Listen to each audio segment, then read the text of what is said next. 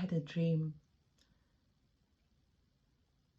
where I was standing in front of a crowd of people who were attacking me and those behind me. There were people behind me, behind the fence, a short fence, but I was in the front line, and I was throwing apples at those who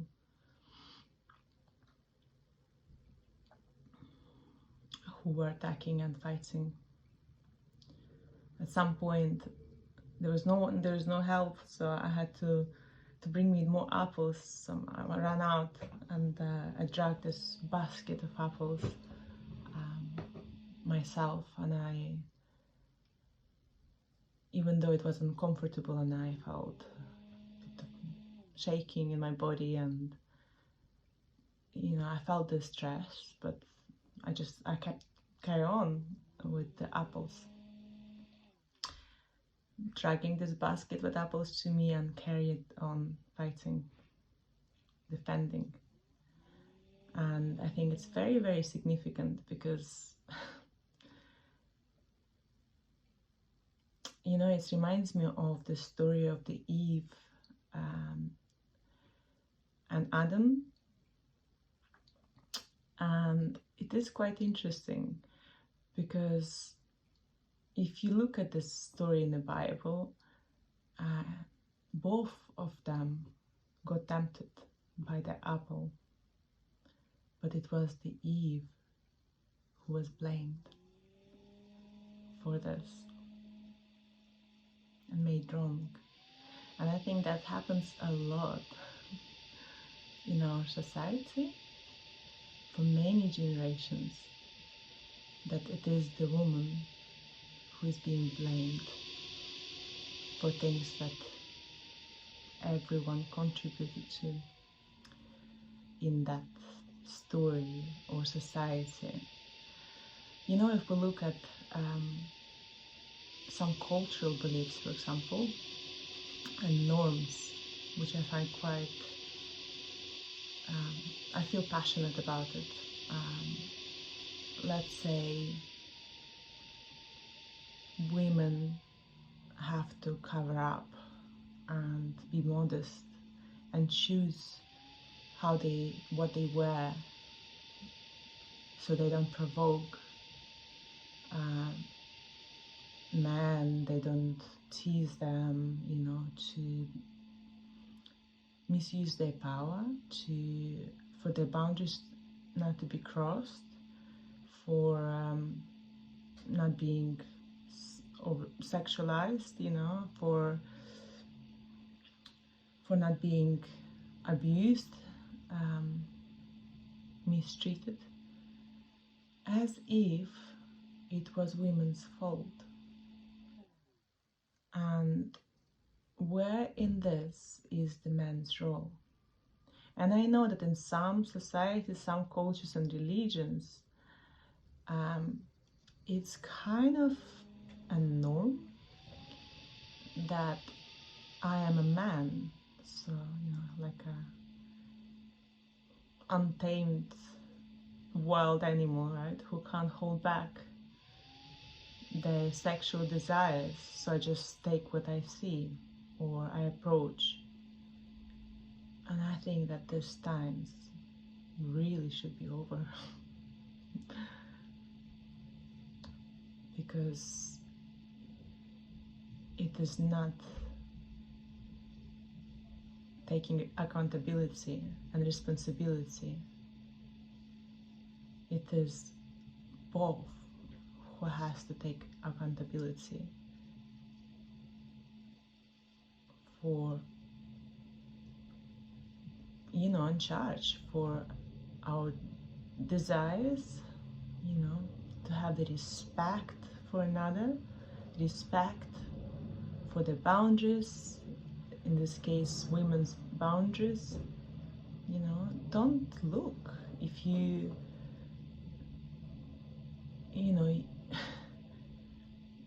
women are not objects. you know, you're responsible for your triggers, you're responsible for your desires, and it is your man's role to actually protect the women, to honor them, not to misuse your power because you're a man. This is not a man, okay? This is a boy who never grew up to be a man, who never healed their wounds,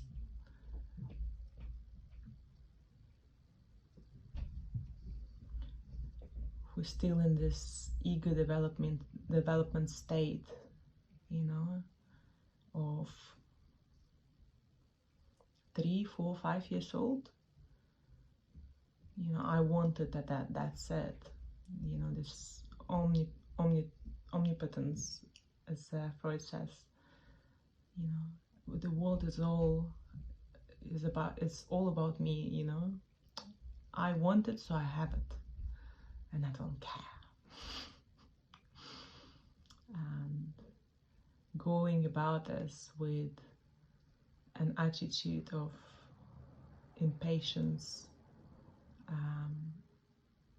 you know, it's all you and not me. It's a lack of growing up, okay? It's a lack of knowing your wounds, your shadow. That world is not only about your needs and your wants. It's about healing parts of you and giving it to yourself, so then you can take responsibility and accountability for this, and know that there is you and there's also others, and everyone's needs, feeling of safety, everyone's wounds equally important and matter.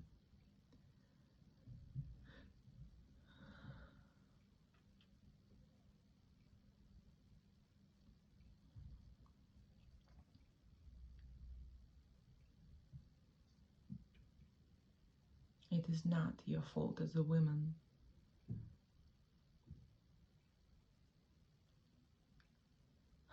that men are sexually abusing and mistreating you.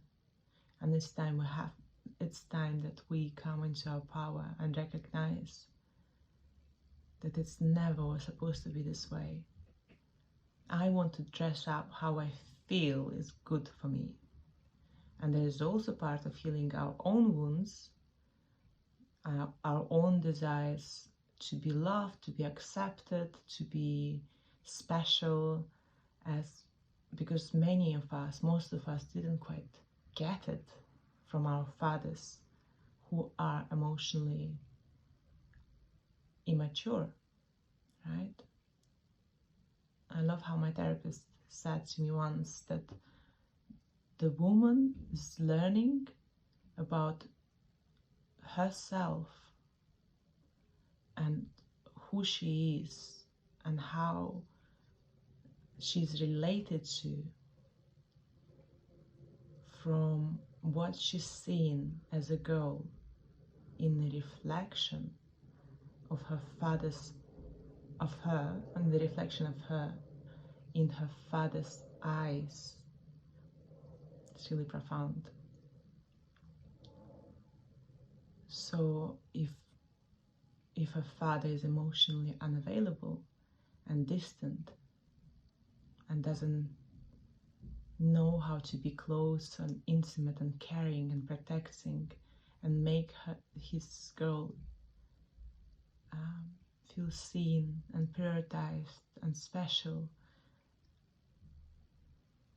you know, like a special little girl, that she is to be cherished, she deserves this, she's worthy of it, she has his full attention, and she is being a priority, as well as seeing the modeling and respect that he has, and honor and appreciation that he has for her mother. Yeah. because when she grows up, that will be her models, internalized models. You know, her world is being created by the way how she's treated by her father, and that becomes a picture of internalized picture of how what she is like as a woman, right? And how a woman is, how it is what is the norm for women to be treated in a close relationship comes from what she sees how her father treats and is with her mother, and the other way around. So in order for us to break this transgenerational, intergenerational curses keep on rolling, we have to start somewhere. Maybe it is about time that we do.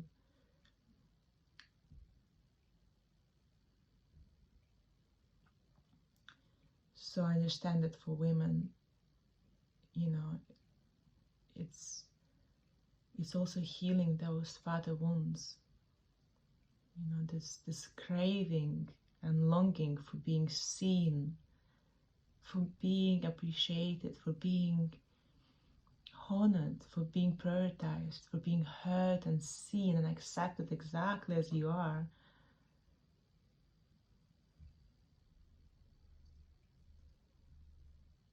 Yet not making her the point, you know, on the pedestal, because, and also seeing that there is a sacredness and respect and being reciprocal in relationships with respect and loyalty for each other, at her parents, as her parents are, you know, and being nourished and supported in accepting that, knowing that she's still important, but her mother is to be respected. Her mother is her father's wife. It is really, really important as well, because when she grows up, this is what she will be looking for. This is what she will see as a norm, right?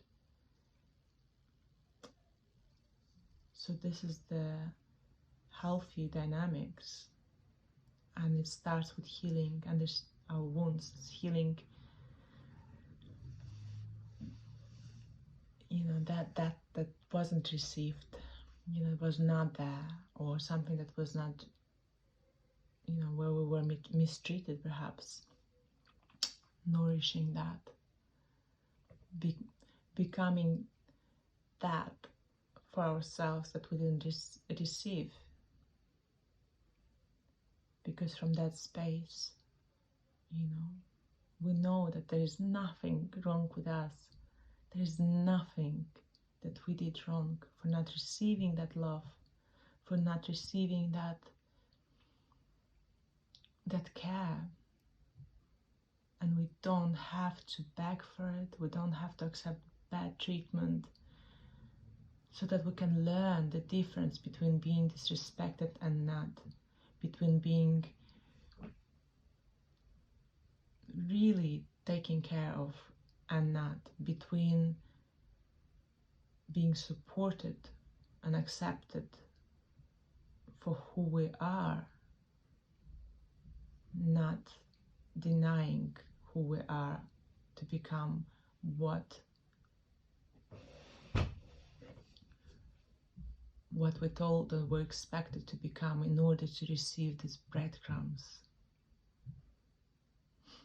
from men who are not even worthy, or who do not see the value in us, true value. A woman in her power has the capacity not only give life and nourish generations to come, but also to support each other. And we need this right now. It's time. So do not take in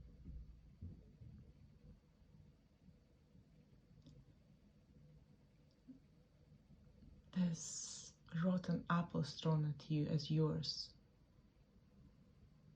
When someone tells you that it is your fault for them, and maybe you being tempted so then you have to adjust your behavior, because that solidifies the wrongness of you and gives more power to them. Okay? Don't have to fight about it, but do not accept it as yours.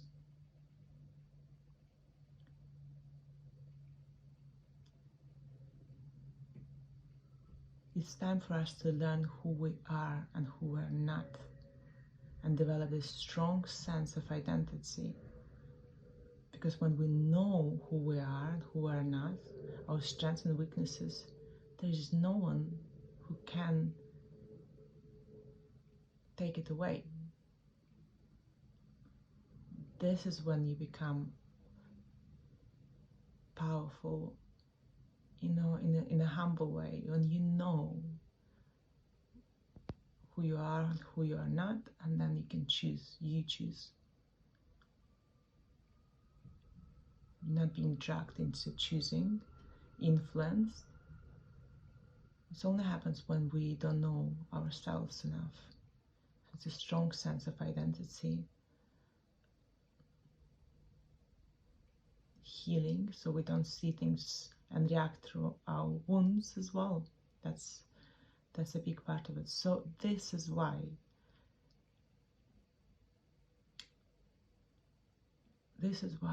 it's time to dive into healing, but also coming back to ourselves and to empowerment, to our sovereignty.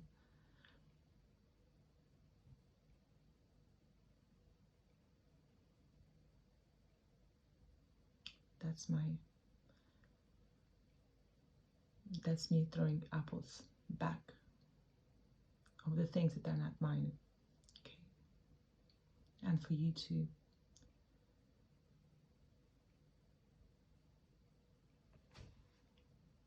Much love.